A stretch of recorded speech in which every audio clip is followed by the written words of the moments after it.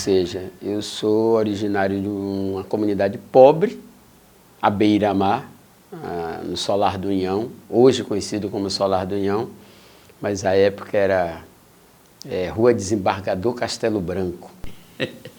Mas o preconceito sempre esteve presente. Agora, eu sempre tive muita coragem de enfrentá-lo por uma coisa da vida. Eu não sei bem se isso é o acaso, se isso é... Mas meu pai foi muito importante nesse sentido. Olha, meu pai, apesar de ser uma pessoa semi-analfabeta e passou por traumas fortíssimos na vida dele, mas ele dizia duas coisas assim para a gente, mas particularmente para mim, de que é o seguinte: preto só vira gente se estudar. Isso ele dizia. Então, a coisa de estudar, ele incutiu em mim. Tem que estudar para não ser igual a mim, tem que estudar, porque meu pai foi sapateiro, então tem que estudar para não ser igual a mim, tem que estudar para não... Tanto que ele proibiu a gente de aprender. Ele fazia sapato maravilhosamente bem, mas ele proibiu qualquer um de nós de aprender a fazer sapato. Proibiu. Eu adorava ver ele fazer, ele tentava... Ele me deu uma vez meia dúzia de bolo, que meu pai era um negão sarado, tá entendendo? Que doeu pra caramba, mas para que eu não aprendesse a fazer sapato. Essa era uma coisa. E meu pai dizia, uma outra coisa que meu pai dizia também muito forte: se Deus existisse, os pretos não teriam passado pelo que passaram. Que era, na verdade, a sensação que ele tinha de desamparo, que é verdade, essa história desse Deus cristão que é colocado aí ao nosso dispor, para engolir é duro. Porque foram esses cristãos que cometeram durante 500 anos o crime de lesa humanidade, de nos transformar em mercadoria, em nome de Deus, em nome de Jesus. Disseram que a gente não tinha alma, em nome de Deus, em nome de Jesus. São eles. Então, esse Deus que está aí, esse não me interessa. E isso foi muito bom para mim, porque isso me deu a dimensão de que, para enfrentar isso, eu tinha que saber bem, falar bem, estudar bem, eu tinha que ser o melhor.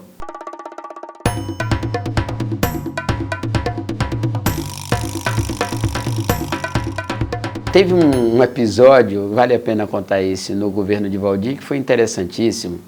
Eu fui com Silvio Simões, que foi diretor do Jornal à Tarde, foi presidente da Baiatussa, e eu fui para a cidade de Camamu. E eu era o representante do governador. Eu era diretor da Secretaria de Cultura, e o governador me elegeu, era 1988, ano do centenário da abolição da escravatura. Então, o governador me indicou para eu representá-lo num ato que teria em Camamu da instalação da Comissão Municipal do Centenário da Abolição. Chegamos juntos, eu e Silvio Simões. O prefeito, a mulher do prefeito, todo mundo saudou Silvio Simões, E quando eu saltei do carro, o pessoal do prefeito me encaminhou para a sala dos motoristas. E eu fui para a sala dos motoristas. Disse na época a Silvio Simões, que está vivo, não me deixa mentir, não diga que sou eu o representante do governador, que eu quero ver até onde isso aqui vai. Eu só fui reconhecido enquanto representante do governador quando Silvio Simões estava na mesa do debate e anunciou que agradecia muito, mas que ele não era o representante do governador, era eu. E eu tinha chegado no local junto com os motoristas que tinham nos acompanhado. Então, para você ver como isso era o ano do centenário da abolição da escravatura. Foram 2 dias o prefeito tentando pedir desculpas, certo? Me tirou do lugar dos motoristas, me colocou no quarto da filha dele, não com a filha dentro, certo? Tentando se desculpar, e eu, na minha fala, não perdoei. Eu disse, se havia uma cidade que eu deveria vir para a instalação, era aquela, porque ali estava a expressão clara de como é que o brasileiro, de como é que o baiano, até hoje enxerga um negro. Nunca passaria na cabeça deles que um preto poderia ser o representante do governador do estado. Eu sou retinto, né? Sou pretinho na cor, tenho lábios grossos, tenho um nariz chato, ou seja, eu tenho todo o fenótipo do preto, então aí eu estou ferrado. Não dá nem para confundir com o moreninho. O moreninho já é sacanagem, né? Eu não sou mulato, né? Então, e se finge, aqui é um fingimento que me incomoda e aí sim eu não nego, eu sou agressivo. Agressivo no discurso, evidentemente. Quando me vem com essa história de que a raça não existe, claro que eu sei que todo mundo é igual, claro que eu sei que a raça é humana, mas a construção do racismo ela é um fato político, ela é um fato social. Mestiçagem no Brasil é algo inusitado na história da humanidade, porque a mestiçagem no Brasil é a negação do negro. O mestiço no Brasil é para informar que você não é preto, não é para informar que é a mistura de preto com branco com índio. O cara fala, não, eu não sou preto não, rapaz, eu sou mestiço. E o branco diz, não, ele não é preto, ele é mestiço. Não, você não é preto, você é moreno. Ou seja, é sempre a negação daquilo que você é na origem. Ou seja, ser negro passa a ser algo negativo, passa a ser um pecado original. E quem introduziu isso na nossa sociedade? Quem conseguiu colocar isso na alma do nosso povo? A Igreja Católica. Isso eles têm que arcar com essa responsabilidade. Foi a Igreja Católica quem introduziu isso na alma do nosso povo, inclusive dos pretos. Tem muito preto que não se considera cidadão pleno, que não se considera gente e que usa, inclusive, expressões as mais negativas para se referenciar. É muito comum eu ouvir isso na minha vida inteira. Branco correndo é atleta, preto correndo é ladrão. Eu ouvi muito minha mãe dizer, fulana tem a barriga limpa, que era uma mulher negra que paria um menino mais claro. Barriga limpa, ou seja, parir um preto é ter barriga suja.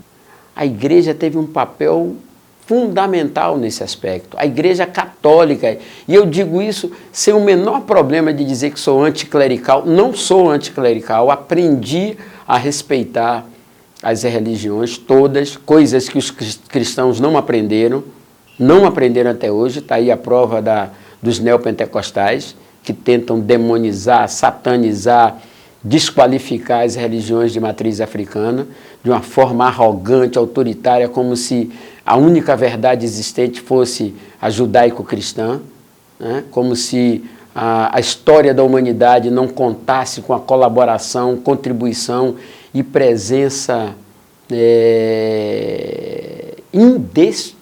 indestrutível do continente africano. Eu enfrento tanto o preconceito quanto o racismo, que são duas coisas distintas, mas eu os enfrento com a arma mais poderosa que tem, que é o conhecimento, a informação. Até nisso, hoje menos, mas muitas vezes eu sofri preconceito da figura chegar para mim elogiar e dizer assim, ele é preto, mas é inteligente. Como elogio! As pessoas chegaram assim, boa, tá bom, hoje eu rio, certo? Digo umas piadas um pouco duras, mas já compreendo a razão também disso tudo, mas não é brincadeira não.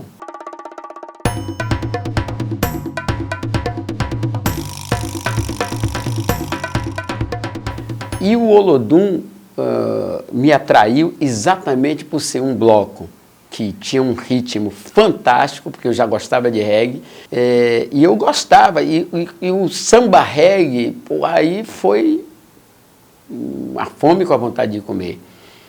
O bloco tocava reggae, samba, e tinha um discurso de que a luta era contra o racismo e não contra os brancos, e não contra a cor da pele das pessoas. Eu me lembro disso.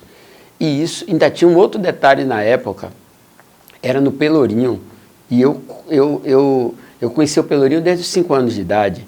Minha mãe trabalhou no Pelourinho, meu pai andou pelo Pelourinho, eu comecei a trabalhar no Pelourinho numa alfaiataria, eu gostava daquele lugar ali, então eu falei, porra, tá tudo E também eu já tinha uma consciência, né, política, eu já disse, não, é por aqui. Aí um amigo meu me chamou para eu ir ver o Alvorada, e eu, vendo a saída, no Alvorada, para sair, que era apenas um lençol branco nessa época, não tinha mais nada, eu vi o Olodum passar cantando Faraó. No outro dia eu estava no Olodum. E eu tenho certeza, eu agreguei um valor ao Olodum, que terminou posteriormente sendo usado contra mim, de uma maneira covarde e cruel, que eu não tenho também o menor problema de falar, que foi o episódio de eu ter sido acusado no Olodum de ter desviado recursos, que na verdade aquilo ali foi uma manobra feita pelo grupo do Antônio Carlos Magalhães na época, liderado pelo gabinete militar dele, porque eu seria o próximo presidente do Olodum, e eles precisavam me afastar do Olodum porque eu era nitidamente um cara de esquerda. Só que o pessoal do Olodum não tinha informação, não tinha preparo para entender o jogo que estava ali, e eu tive que me defender sozinho, mas graças a Deus consegui provar que aquilo era uma falsidade, que os documentos eram forjados, mas aquilo abateu o Olodum, aquilo colocou o Olodum no canto do ringue num determinado período. Por quê? Porque nós conseguimos fazer um bloco que era ao mesmo tempo de esquerda, racial, combatia o antirracismo e não era racista. Ou seja, a garotada adorava o Olodum. Ou seja, nós éramos uma referência.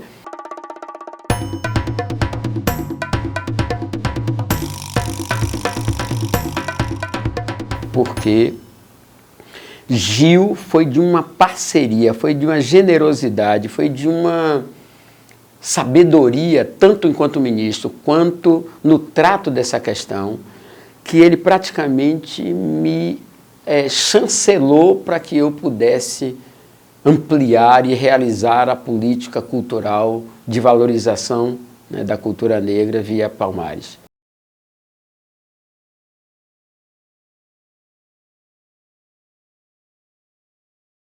Porque, por exemplo, na Bahia é tido e havido como as duas grandes presenças aqui, a iorubana e a angolana, a banto.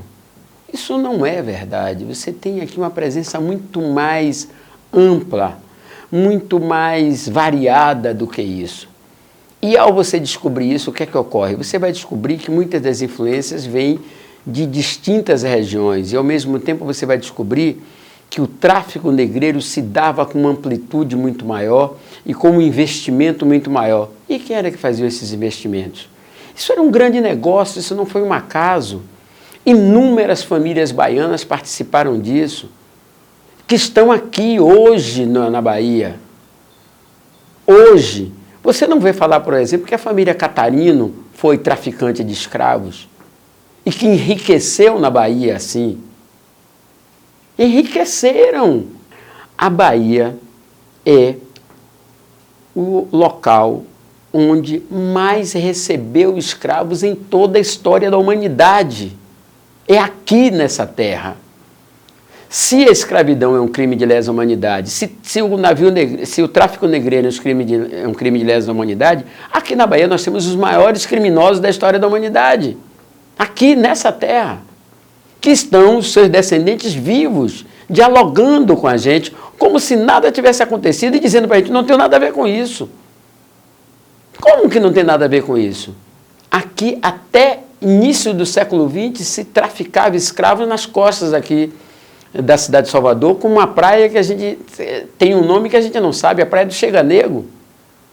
E chamava-se Cheganego por conta desse tráfico clandestino. Então, quer dizer, isso é tudo que eu estou falando aqui, é para dizer para você o seguinte, é importante que o movimento negro baiano saia do achismo, vá pesquisar. É importante que o movimento negro baiano conheça e reconheça qual é a nossa origem, de onde a gente vem, para poder a gente saber para onde a gente vai. Porque se for na base do achismo, da lenda, do folclore, a gente vai continuar sendo subalternizado.